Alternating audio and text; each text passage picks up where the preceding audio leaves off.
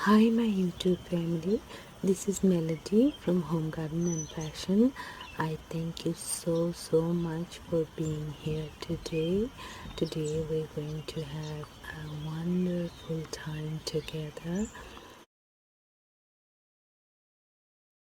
Hi everyone, today we're going to make tuna fish. Now this is tuna in water. I always get in water, so I'm going to drain it out and then I'm going to add some finely chopped onion and a little bit ginger pieces, and then I'm going to cook it a little bit. So I'll show you how I do it. You can see I have this cute little pan, and to that I got little bit of asafoetida and cumin seed, and the cumin seed is roasting. Once it's roasted, I'm gonna put little bit of onion, ginger, garlic and saute that one sometime.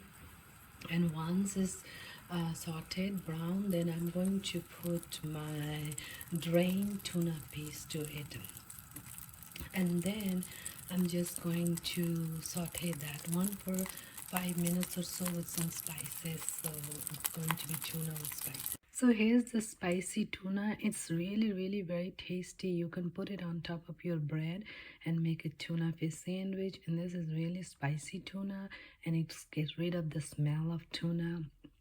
A lot of people cannot stand the smell, that's why they cannot eat it, but this way it tastes really good. Try it once and see. So I added no salt because it's already canned tuna, is already too much salt, so I added turmeric and garam masala and little bit of vegetable masala. You can add any kind of masala blend that you have and it will give a good taste. At the end you can add little bit of lemon juice, lime juice if you like. If you don't, it's fine this the way.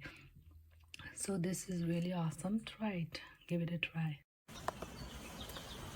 Hi, thank you so much for being here today.